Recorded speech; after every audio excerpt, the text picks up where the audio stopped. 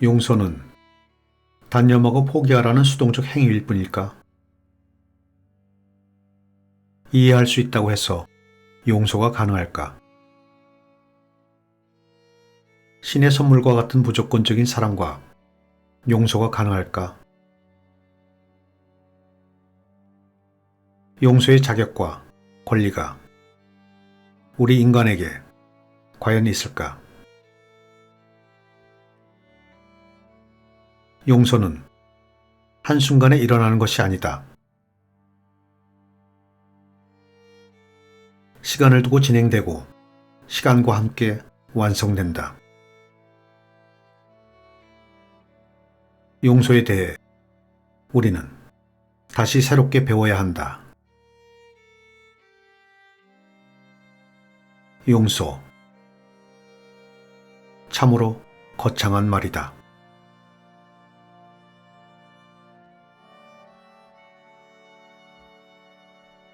안녕하세요.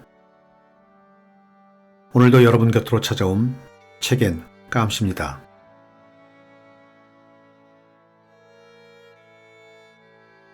오늘은 나무생각 출판사에서 출간하고 장혜경님이 옮기신 스베냐 플레스펠러 작가의 조금 불편한 용서라는 작품을 가지고 나왔습니다.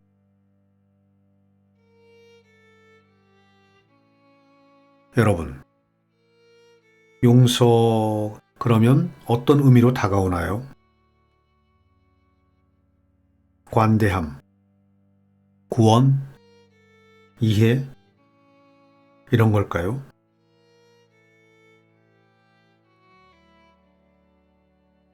법을 벗어난 도덕적 가치로 따진다고 한다면 저는 화해라는 개념적인 논리로 정리가 되는데요. 작가는 서문부터 용서는 포기일까, 선물일까라는 질문을 던지면서 용서의 순수성에 대해 잠시 깊이 있는 철학적 느낌을 담아 그 의미를 함께 이해하고 추리하여 끝까지 추적해 보려는 시도에서 출발하고 있습니다. 작가는 독일에서 철학과 문학을 전공한 자유저술가로 두 아이를 기르면서 어린 시절 자기를 두고 떠난 엄마를 용서하고자 하는 의지를 이 책에 내포하고 있습니다. 자신의 개인적인 이야기가 이 책의 실마리가 되어줄 것이고 실제 세상으로 건너가는 다리가 되어줄 것이라고 합니다.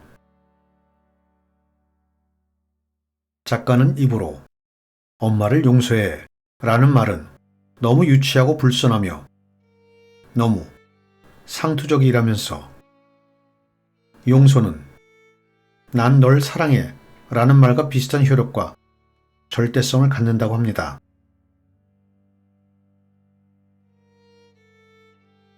진짜 용서는 언어 행위와 결합되지 않고 침묵하며 행동으로 드러나는 것이라고 하는데요. 저는 정말 진실된 용서는 타인이 먼저 알아보지 않을까 하는 생각을 해보았습니다.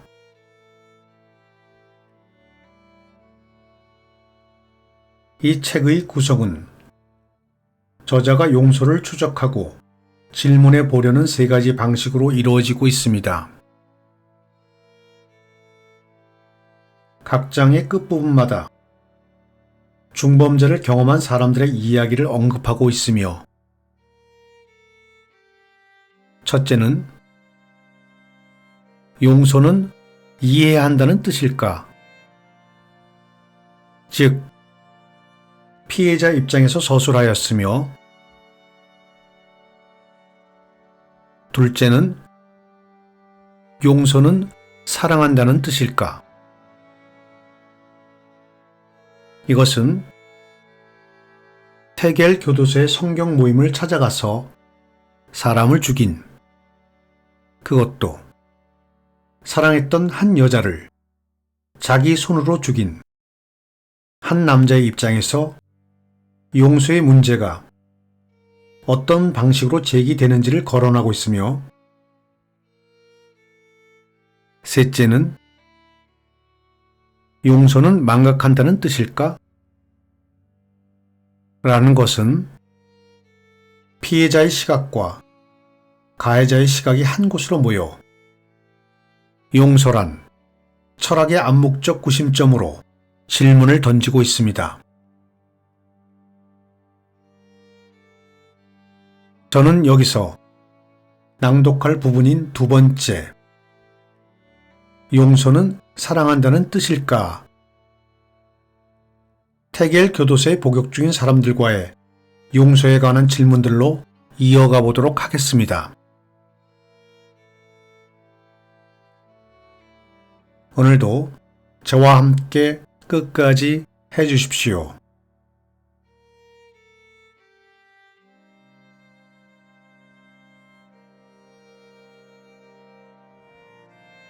나는 나를 용서할 수 있나?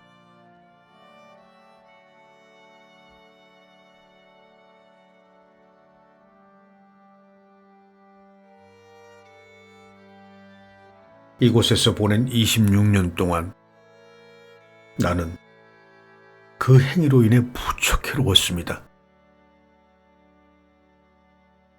늘 그것을 생각했고 함께 그 이야기를 나눌 사람이 없어서 한때는 절망했습니다. 그 일을 얘기할 수 있는 사람은 오로지 이곳의 목사님이셨죠.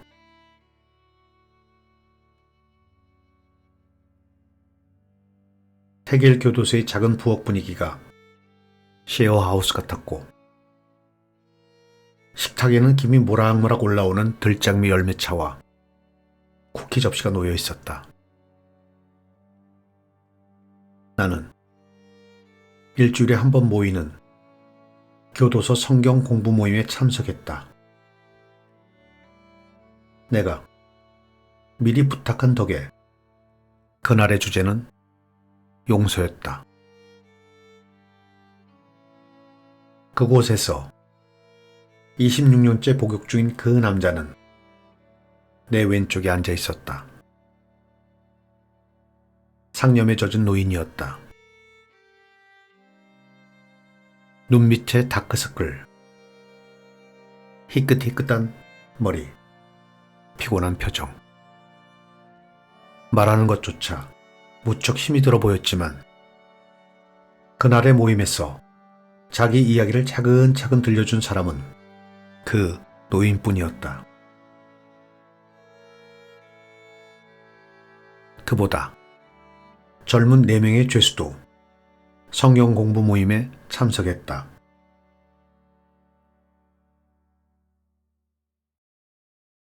말총머리를 하고 빨간 모자를 쓴 키가 크고 동작이 굼뜬 30대 중반의 남성이 있었는데 눈에 약간의 장난기가 어려 보였다. 비싼 가죽 재킷을 입은 신사는 어디를 봐도 다른 사람들과 사회적 신분이 달라서 실수로 감옥에 들어온 듯 그 자리와 어울리지 않았다. 눈에 띄게 창백한 피부와 정성껏 가르마를 탄 검은 머리의 남자는 나이를 가름하기 힘들었다. 얼핏 보면 청년 같고 부잣집 도련님 같지만 자세히 들여다보면 얼굴에 세월의 흔적이 역력했다.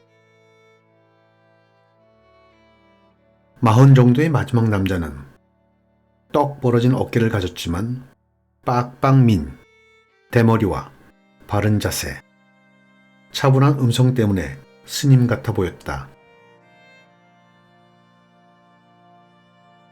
위르겐 마츠 목사님은 식탁 머리에 자리를 잡았다.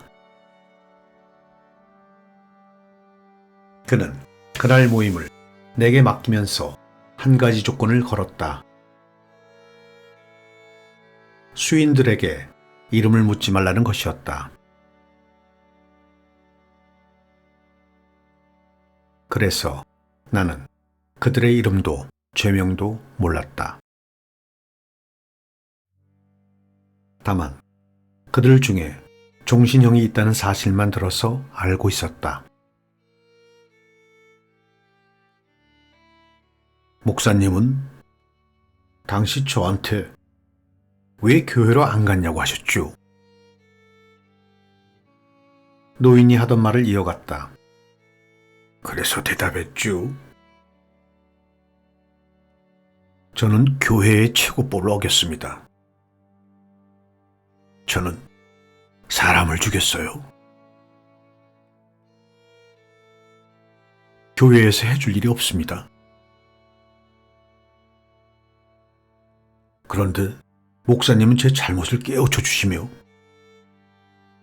제가 죄를 인정하고 참여하기 때문에 신께서 저를 용서한다고 말씀하셨죠.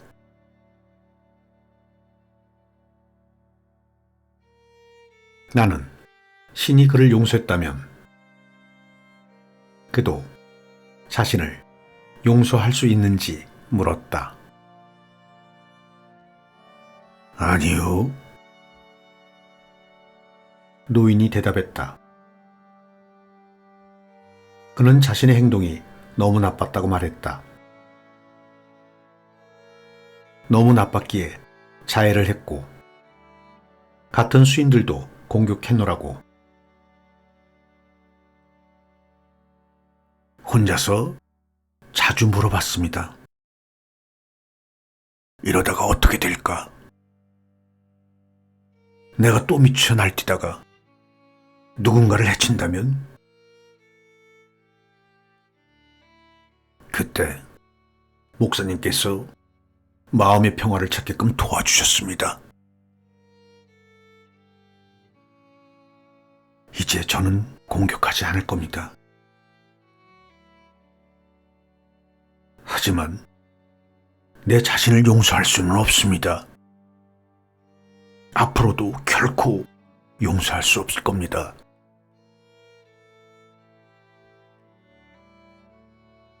그가 입을 다물고 다시 상념에 빠져들었다. 방 안이 고요했다. 나는 한나 아렌트의 한 구절을 들려주었다. 그녀는 이 구절에서 용서는 약속과 비슷해서 혼자서는 절대 할 수 없다고 했다. 나를 용서할 수 있는 사람은 내가 아니다. 그 말이 맞을지도 모르겠다고 노인은 말했다. 그래도 그에게는 별 도움이 안 되었다. 실제로 그를 용서한 사람들도 있기 때문이다. 특히 그의 형이 그랬다. 형도 내가 한 짓을 용서하지는 못했죠. 그래도 아마 나를 용서할 수는 있을 겁니다. 나를 사랑하니까요. 나도 형을 사랑합니다. 어쨌든 용서할 수 있으려면 상대에 대한 사랑이 한 움큼이라도 있어야 합니다. 용서하는 사람의 마음에는 반드시 사랑이 있습니다.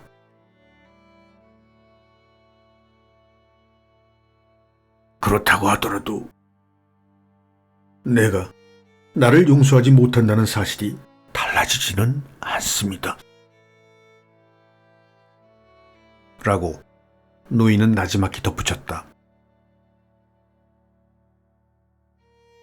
아무도 그의 죄를 덜어줄 수는 없을 것이다. 그러기에는 그 죄가 너무 컸다.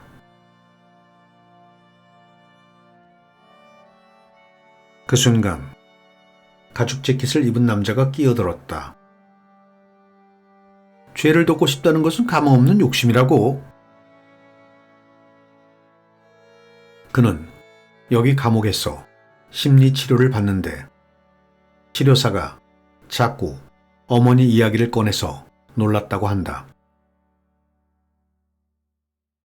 어머니가 무슨 짓을 했는지 잘 생각해 보세요. 그는 심리치료사의 콧소리를 흉내냈다.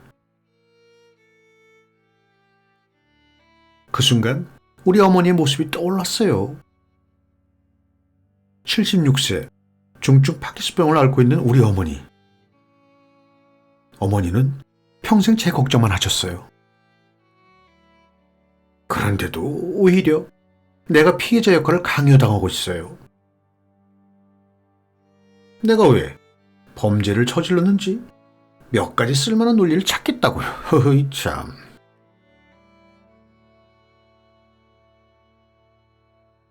그의 심리치료 역시 정말 틀에 박힌 대로라고. 물론 인간은 일정 정도 유년기를 통해 구조화가 된다. 하지만 나는 어머니 때문에 감옥에 온 게 아닙니다. 나는 스스로 생각할 수 있는 성인이기 때문에 내 행동의 책임을 딴 사람에게 뒤집어 씌울 수는 없어요. 이건 내 인생이에요. 내가 결정했고 전부 내 의지로 행동했어요. 그가 잠시 말을 멈추더니 시선을 노인 쪽으로 돌렸다. 그렇게 생각하지 않으세요? 노인은 그 질문에는 대답하지 않고 아버지 이야기를 꺼냈다. 그는 자기 아버지를 평생 증오했다. 아버지는 폭력적이었고 어머니와 형들을 때렸다.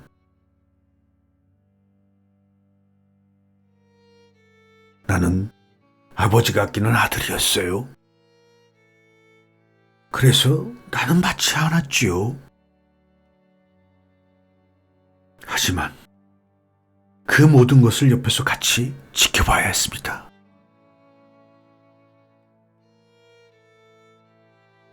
그러다 부모님이 이혼을 한 후에는 상황이 역전되었어요. 내가 다 뒤집었었지요. 아버지는 나를 괴롭혔고 달달 볶았어요. 그래도 어머니는 좋았던 시절의 기억을 일깨우려고 노력했다고 합니다.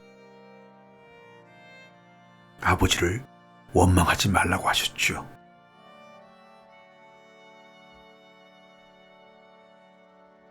그 역시 한 번도 아버지를 원망하지 않았다. 한 번도.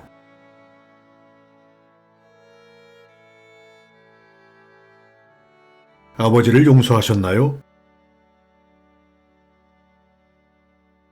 떡 벌어진 어깨, 파란 눈의 남자가 부엌 싱크대에 서서 물었다. 차를 한 잔 더 마시려는 참이었다. 용서했어요. 노인이 대답했다. 아버지에게 편지를 썼죠. 여기 감옥에서. 아버지를 두 번 다시 만나지는 않겠지만 아버지를 용서했다고. 그래야 내 마음이 편할 테니까. 뭐라고 답장이 왔어요? 편지가 돌아왔어요. 수신겁으로.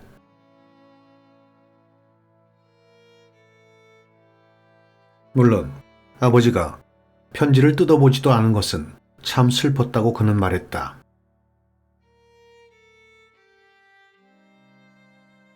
그럼에도 발을 떼었다는 것이 중요하죠. 아버지한테 얽매이지 않고 평화를 찾았으니까요. 그리고 그는 다시 이 말을 덧붙였다. 정말 4, 5세기가 있다면 아버지를 다시 만날 테지요? 그럼 아버지가 달라졌는지 알 수 있겠죠? 파란 눈의 남자가 고개를 돌려 노인을 보다가 머리를 저었다. 그리고 미소를 지었다. 거긴 아무것도 못 가져간답니다. 기억도 사라지고요. 아무것도 안 남죠. 맞아요. 그렇지 않다면 여기랑 다를 게 없잖아요. 모자를 쓴 남자가 거들었다. 나는 피해자 두 사람한테서 편지를 받았어요. 눈에 띄게 밝은 목소리였다. 가르마를 정성껏 탄 창백한 남자가 끼어들었다. 그러자 모두의 고개가 그쪽으로 돌아갔다. 그 두 사람이 나를 용서한다고 했어요. 실제 글로 용서받은 거죠. 저한테는 큰 의미랍니다. 그러나 그가 피해자에게 용서를 구하겠다는 생각은 단 한 번도 해본 적이 없었다고 한다. 너무나 부끄러웠기 때문이다. 나는 그들에게 엄청난 짓을 저질렀습니다. 그래놓고 뻔뻔하게 용서해달라고 부탁을 하다니. 게다가 그 일은 13년 전의 일입니다. 피해자들이 나를 용서하거나 안 하거나 둘 중 하나겠죠.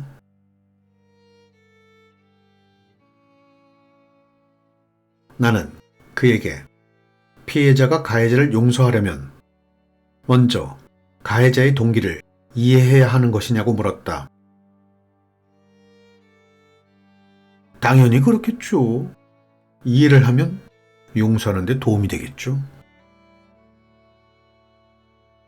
창백한 얼굴의 남자가 말했다. 가벼운 범행일 경우 그런 식으로 가해자와 피해자가 만나는 대화의 창구는 많습니다. 허나 안타깝게도 중범죄의 경우는 없어요. 그런 식의 대화가 있다면 용서의 과정이 더 빨라질지도 모르겠네요. 내 생각은 그렇지 않아요. 새로 차를 타서 찻잔을 식탁에 놓고 다시 내 옆자리에 앉은 파란 눈의 남자가 말했다. 계속 상처를 들쑤시고 상기시키는 건 전혀 도움이 안 됩니다. 그는 용서란 마음에서 진행되는 과정이라고 말했다. 충분한 거리를 두면 조금씩 진전이 보이죠. 용서는 일종의 자기 발견이거든요. 용서를 하려면 가해자의 참여가 필요할까요? 모자를 쓴 남자는 아니라고 대답했다. 따지고 보면 용서란 가해자의 행동과는 아무 상관이 없습니다. 나한테서만 나올 수 있는 거니까요. 내가 계속 살고 싶은데 이 원한을 가슴에 품고 살고 싶지 않으니까. 그러니까 용서를 할 수 있어야 하는 거죠. 그가 다시 멈추었다. 다시 말했다. 물론 진짜 나쁜 짓은 그렇게 빨리 용서가 안 되겠죠.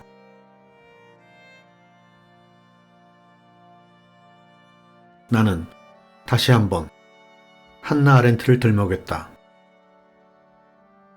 아렌트가 생각한 진짜 나쁜 짓은 정말 의도적으로 저지른 것이라고. 나는 그 구절을 읽었다. 모자 쓴 남자가 차를 한 모금 마신 후 도발적인 시선으로 좌중을 바라보았다. 히틀러 나쁘죠? 나도 나쁘죠. 근데 나를 히틀러와 비교할 수 있을까요? 꼭 그런 건 아니죠. 숨죽인 웃음소리가 들렸다. 파란 눈의 남자가 그 말에 반대했다. 자기가 무슨 짓을 저질렀는지 정확히 아는 사람이 더 죄가 많아요. 곰곰이 생각을 한 거잖아요. 흥분해서 우발적으로 그런 것이 아니라. 모자 쓴 남자가 동의했다. 그건 맞아요. 형량을 따질 때도 그렇게 계산해요. 계획적으로 저지른 짓이 욱해서 한 방 먹인 후에 이런 젠장, 내가 바보 같았어 라고 하는 것보다 더 형량이 높거든요. 아무리 그래도 뭐가 나쁜 짓이고 뭐가 아닌지는 각자가 결정해요. 그러니까 용서할 수 있는 죄의 한계도 사람마다 다 다른 거겠죠.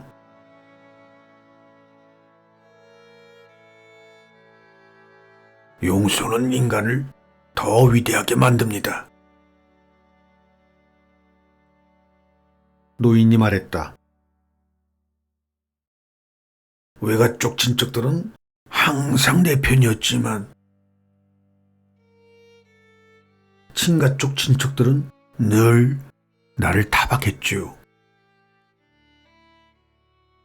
아버지가 어릴 적에 나를 지하실로 끌고 가서 죽도록 팼을 때도 맞을만 하다고 말했죠. 그래도 난 그 사람들을 용서할 수 있습니다.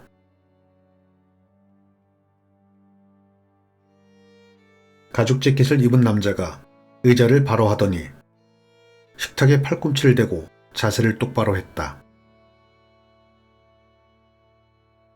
감옥에 들어와서 보니 증오 때문에 생명줄을 붙들고 있는 사람들도 있더군요.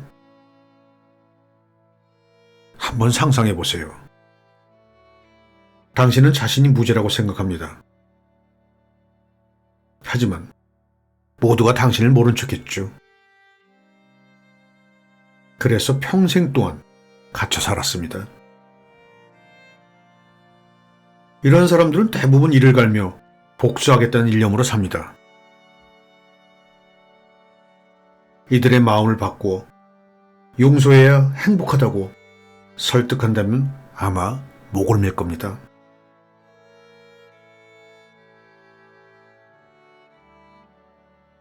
시간이 다 되었다. 마치 신부와 함께 나는 부엌을 나와서 마당을 지나 각자의 감방 건물로 돌아가는 남자들을 배웅했다. 노인이 나와 나란히 걸었다. 곧 출간을 앞두고 있다고 그가 말했다. 좋으세요? 내가 물었다. 바깥은 너무 낯설어요. 그가 대답했다. 그는 혼자 살아가는 법을 잊어버렸노라고. 그래서 곧바로 보호소 같은 데로 들어갈 것이라고 했다. 그의 감방이 있는 건물 앞에 다다랐을 때 그가 나에게 말했다. 나는 사랑하는 여인을 죽였습니다.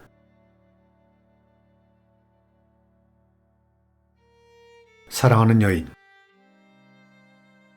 30년 전에도 그가 여자친구를 꼭 그렇게 불렀을 것임을 나는 의심하지 않았다. 우리는 악수를 나누었다. 몸 조심하세요. 나는 작별의 인사를 건넸다. 감사합니다. 나지막하게 인사한 그가 건물 안으로 모습을 감추었다.